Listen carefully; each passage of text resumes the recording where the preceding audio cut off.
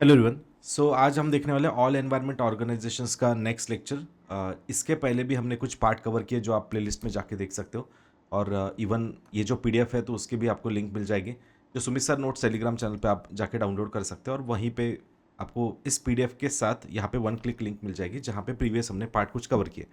इसमें अभी अभी तक हमने जो कवर किया है वो काफ़ी सारे ऑर्गेनाइजेशन है और वो मोस्ट इंपॉर्टेंट है एग्जाम के लिए, जैसे CPCB, NTCA, wild life institute of India, Campa होगा, या यूएनईपी, आईपीसीसी, डब्ल्यूएमओ। इस प्रकार से सभी आप ऑर्गेनाइजेशन देख सकते हो।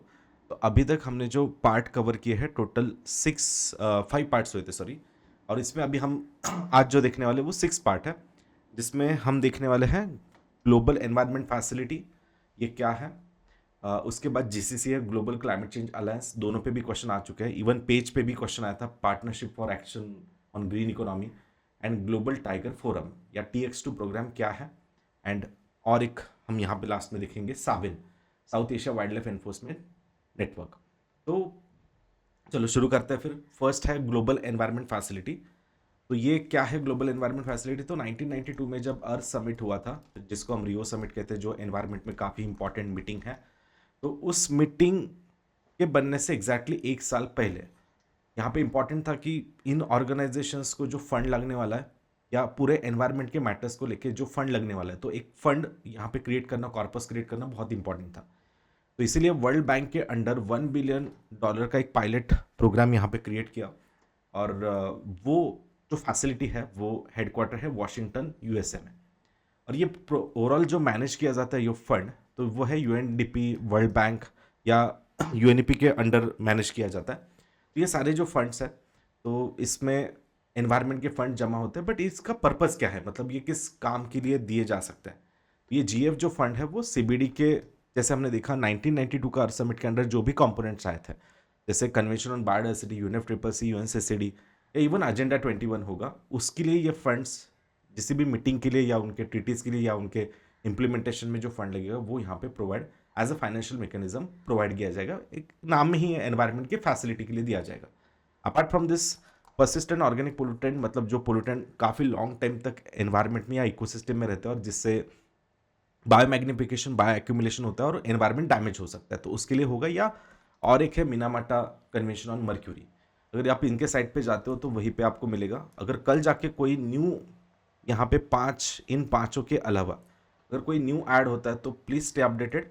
और इसमें आप नोट्स में भी अपडेट कर सकते हो कि किस किस को ये फाइनेंशियल मैकेनिज्म प्रोवाइड करते हैं। तो फॉर राइट नाउ 5 कन्वेंशन है जिनको जीएफ फंड्स प्रोवाइड करता है। अब इस पे एक यूपीएससी का क्वेश्चन आया था, पहले वो देख लेते हैं। 2014 में देखो एक क्वेश्चन था, it serves as a financial mechanism for CBD, UNF triple C. Second option है इट अंडरटेक साइंटिफिक रिसर्च। अब देखो कोई अगर फैसिलिटी मतलब फंड्स प्रोवाइड करने का काम कर रहा है, तो वो रिसर्च करने का काम यहाँ पे होगा क्या? रिसर्च करने वाले ऑर्गेनाइजेशन डेफिनेटली एनवायरनमेंट के मैटर्स में वो अलग होते हैं, बट ये सिर्फ क्या है, फैसिलिटी है और इनका बस फंड एंड फंड से ही रिलेशन है। तो अलग अलग ऑर्गेनाइजेशन से, एनजीओ से, कंट्रीज से फंड लेना और वो जिनको ज़रूरत है या इन कन्वेंशंस को डिस्ट्रीब्यूट करना, दैट्स ऑल।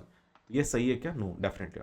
और कहीं पे भी जैसे देखो नाम में ही ग्लोबल है, तो सिर्फ ओईसीडी जैसे डेवलप कंट्रीज का ये ग्रुपिंग है, तो उनकी ही बस ये एजेंसी अगर कुछ है क्या? तो डेफिनेटली नॉट। तो ए एंड बी, बी इसलिए नहीं आएगा क्योंकि साइंटिफिक रिसर्च नहीं करते, तो इसलिए डी भी गलत है। तो बस ए ऑप्शन यहाँ पे करेक्ट होगा। तो इस प्रकार से यूपीएससी ने क्वेश्चन पूछा है। मे बी पॉसिबल है कि नेक्स्ट ईयर, मतलब या आने वाले ईयर्स में वो शायद इस प्रकार से कुछ पूछ सकता है, क्योंकि इस बार जीएफ, इसलिए मैं इस साल के लिए कह रहा हूँ क्योंकि इस बार जीएफ काफ़ी न्यूज़ में रहा है। जब सीबीडी में एक न्यू फंड क्रिएट करने की बात चल रही थी तब जीएफ काफ़ी यहाँ पे डिस्कशन में था। एनीवेज, बट हाँ, और एक प्रकार से क्वेश्चन आ सकता है कि जीएफ किन को गाइडलाइंस वगैरह प्रोवाइड करता है या फिर ब्रॉड गाइडेंस प्रोवाइड करता है। तो अभी जो हमने डिस्कस किए 5 ऑर्गेनाइजेशन वो तो है ही, या 5 कन्वेंशन। इसके अलावा और कुछ है, मॉन्ट्रियल प्रोटोकॉल। देखना, याद रखना, यहाँ पे फंड के बारे में बात नहीं है। यहाँ पे बात जो है वो गाइडेंस, ब्रॉड गाइडेंस एंड उनके पॉलिसी मेकिंग, शायद उसमें कुछ मदद करने की बात हो। तो मॉन्ट्रियल होगा या इंटरनेशनल वाटर, ट्रांसबाउंड्री वाटर के बारे में है या कैपेसिटी डेवलपमेंट के बारे में है। तो इसके बारे में ये एडिशनल 3 बस हमें ऐड करने। So this is all about GF. इसी प्रकार से अगर जीसीएफ कहते हैं तो जीसीएफ किसके अंडर फंड आता है, हो सके तो ये कमेंट में बताना। नहीं तो हम इसको नेक्स्ट लेक्चर में ज़रूर कवर करेंगे। चलो नेक्स्ट है फिर जीसीसी है, जिस पे और एक मतलब क्वेश्चन आया था, global climate change alliance. And साथ ही साथ हम और एक इसमें देखने वाला है, वो है ग्लोबल शील्ड फंड या वल्नरेबल 20 कंट्रीज की रिसेंटली एक ग्रुपिंग क्रिएट किया है, वो हम देखते हैं क्या है। तो ग्लोबल क्लाइमेट चेंज अलायंस, वैसे तो ये अलायंस जो है वो काफ़ी पुराना है, 2007 में कुछ बना था, जो यूरोपियन यूनियन के अंडर बना था, ईयू के अंडर। और इनका पर्पस वही था कि जो एनवायरनमेंट से डैमेज होती है कंट्रीज, डेवलपिंग नेशन या डेवलप नेशन, या क्लाइमेट चेंज की वजह से, ग्लोबल वार्मिंग की वजह से जिनको इम्पैक्ट होता है, तो उनके एडाप्शन के लिए, उनके मिटिगेशन के लिए, या ऐसे जो वल्नरेबल कंट्रीज है, धोखे में जो कंट्रीज है, उनको मदद देना, उनको हेल्प करना। तो ये इसका मेन पर्पस है इस जीसीसीए का। और ये किसका ऑर्गेनाइजेशन है? ईयू का है, यूरोपियन यूनियन का एक ग्रुपिंग है, जो अपनी तरफ से एलडीसी मतलब लीस्ट डेवलप कंट्रीज या स्मॉल आइलैंड डेवलपिंग कंट्रीज या नॉर्मल डेवलपिंग कंट्रीज को मदद करेंगे। तो ऐसा ये ग्रुपिंग है, दैट्स ऑल। बस कोर थीम पता होनी चाहिए कोई भी ऑर्गेनाइजेशन, इसके और भी डिटेल जाने की जरूरत नहीं। बेसिकली वल्नरेबल कंट्रीज को मदद करें। तो ये काफ़ी पुरानी है। अब इस पर फिर से क्वेश्चन आएगा, इसकी कोई पॉसिबिलिटी नहीं, बट सेम लाइन पे अगर हम देखते हैं 2022 में जो शार्म एल शेख इजिप्ट में मीटिंग हुआ था, तो उस मीटिंग में देखो, इजिप्ट में जो UNFCCC का मीटिंग हुआ था, COP27, जो लास्ट 2022 की बात है, तो जो कहाँ पे हुआ था? शार्म एल शेख में। तो इसी मीटिंग में अगर आप देखोगे तो एक ग्रुपिंग क्रिएट किया गया था, ग्लोबल शील्ड फंड। अब ये किसका ग्रुपिंग है? शायद इस पे क्वेश्चन आ सकता है। जैसे हमने जीसीसी देखा ईयू का ग्रुपिंग है, तो वैसे ये किसका है? G7 जो कंट्रीज है, जो वर्ल्ड की है ना मोस्ट डेवलप कंट्रीज है, उसका जो ग्रुपिंग है। तो उन्होंने ये ग्लोबल शील्ड फंड बनाया, किसके लिए? सेम पर्पस, वही कि जो जिनको एनवायरनमेंट से सबसे ज़्यादा इंपैक्ट होता है, क्लाइमेट डिजास्टर वहाँ पे ज़्यादा देखे जाते हैं, तो ऐसे कंट्रीज को मदद देने के लिए यहाँ पे क्या है? वल्नरेबल 20 जो ऑलरेडी एक प्रीवियस ग्रुप है, V20 ग्रुप्स नाम से जाना जाता है, तो उनको ये फंड देंगे। Rapid access to insurance, disaster protection funding after flood and drought अगर वहाँ पे आता है, साइक्लोन्स आता है, या ओवरऑल अगर हम देखते हैं क्लाइमेट चेंज से जो डिजास्टर होता है, उसके लिए पूरी मदद इन कंट्रीज को दी जाएगी। अब नाम में V20, इसका मतलब सिर्फ 20 कंट्रीज है क्या? नो, यहाँ पे काफ़ी सारे बाद में बढ़ते गए, जिसमें आप देख सकते हो अफ्रीका के कुछ कंट्रीज है। सभी को डिटेल जाने की जरूरत नहीं, बट जस्ट ओवरलुक करना है आपको। तो यहाँ देख सकते हो आपकी नेपाल है, भूटान है, बांग्लादेश है, श्रीलंका है, मालदीव्स है। वी डोंट नो पाकिस्तान को नहीं रखा है, बट वो नहीं सोचते कि ये वल्नरेबल ज़्यादा है, but anyways Pakistan is not there. Afghanistan है, किर्गिस्तान है, मंगोलिया वगैरह, ऐसे कुछ हमारे एशियाज में कंट्री दिख रहा है। Apart from this even south America में भी कुछ कंट्रीज है। नॉर्थ अमेरिका में ऐसा कोई नहीं आता है, और आते भी है तो कनाडा USA वैसे भी डेवलप्ड है, इसलिए शायद उनको नहीं लिया वहाँ पे। तो एनीवेज वल्नरेबल 20 को मदद करने वाला कौन सा फंड G7 ने क्रिएट किया है? याद रखें, G7 ने कौन सा फंड क्रिएट किया है G7 ने? तो that is GCF, global shield fund for हुम वल्नरेबल 20 कंट्रीज। ठीक है, तो जिनके लॉस एंड डैमेज के लिए इनको फंड्स दिए जाएंगे। बेनिफिशियरी में आप देख सकते हो, बाद में फिर पाकिस्तान वगैरह ऐड करने का यहाँ पे कुछ चल रहा है, तो बाद में जब भी होगा तो उसमें अपडेटेड रहना। अब रही बात इसका डिटेल कवरेज, मैंने इसी चैनल के आप प्लेलिस्ट सेक्शन में जाके देख सकते हो। UNFCCC का मैंने पूरा कवरेज लिया है COP27 में, उसमें क्या आउटकम्स आए थे वगैरह, वो भी काफ़ी डिस्कस किया हमने डिटेल में, तो वो ज़रूर उस वीडियो को देख लेना। उसके बाद देखो नेक्स्ट ऑर्गेनाइजेशन हम देख रहे हैं, एंड वो है पेज इनिशिएटिव। तो पेज इनिशिएटिव क्या है? देखो, partnership for action on green economy. तो नाम में हम देख सकते हैं ग्रीन इकोनॉमी, ये वर्ड है, मतलब जब आप GDP आपका बढ़ा रहे हो, या वट एवर द GNP बढ़ा रहे हो, आप आपके कंट्री की डेवलपमेंट कर रहे हो, या इंडस्ट्रियलाइजेशन कर रहे हो, है ना, अर्निंग कर रहे हो, या आपका ग्रोथ होते जा रही है, तो ऑब्वियसली आप इंडस्ट्रियलाइजेशन कर रहे हो, या ओवरऑल जो जिस भी तरीके से डेवलपमेंट हो रहा है, but we have to make sure that कि वो जो डेवलपमेंट है वो किस प्रकार की हो? यस, एनवायरमेंट फ्रेंडली हो, सस्टेनेबल हो, शाश्वत प्रकार की हो।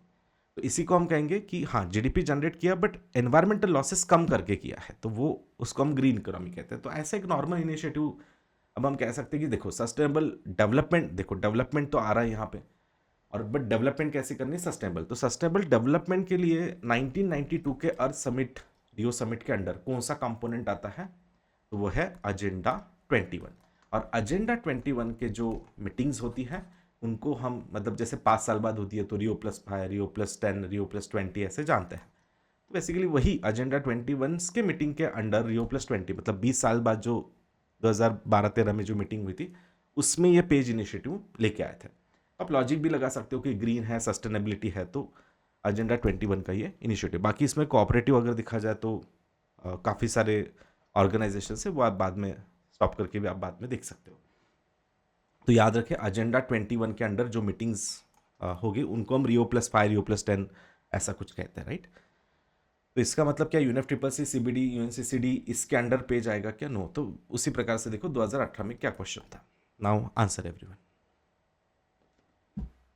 देखो पॉज करके पढ़ना है सबको कि पेज जो इनिशिएटिव सिंपल होता है यूपीएससी में, एकदम सिंपल स्ट्रेट फॉरवर्ड क्वेश्चन होगा कि ये किसके अंडर क्रिएट किया गया था पेज इनिशिएटिव। तो देखो अभी हमने देखा कि UNFCCC आएगा कि यहाँ पे नो, हमें क्या चाहिए एजेंडा 21 के अंडर जो मीटिंग्स हुई थी उसके अंडर ये बना है। तो क्लाइमेट चेंज UNFCCC फिर से कोई आएगा क्या? नो। ठीक है, तो उसके बाद सेकेंड स्टेटमेंट जो हम देख रहे हैं, तो अर्थ सस्टेनेबल डेवलपमेंट 2002। हाँ, अब सस्टेनेबल डेवलपमेंट की हमें मीटिंग चाहिए, बट कब की मीटिंग में आया ये? Rio+20। Rio+20 मतलब रियो की 1992 की मीटिंग प्लस 20 ईयर्स कितना होता है? 2012।